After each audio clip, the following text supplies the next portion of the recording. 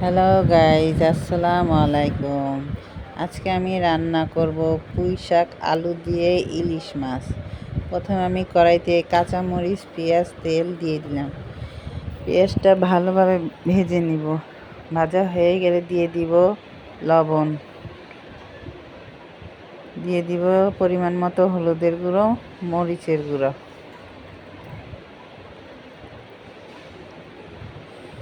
তারপর ভালোভাবে মশলাটা কষিয়ে নিব। কষানো হয়ে গেলে দিয়ে দিব কিছুটা পানি দিয়ে ভালোভাবে মশলাটা আরও কষিয়ে নিব।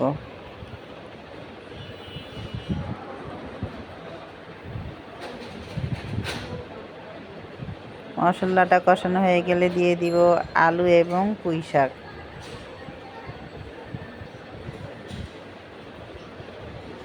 তারপর ভালোভাবে নাড়াচাড়া দিয়ে দিব।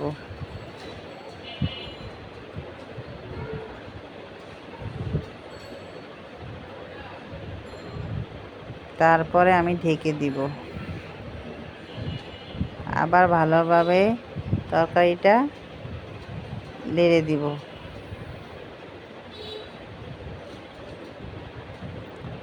নাড়াচাড়া হয়ে গেলে কিছুটা দিয়ে দিব পানি।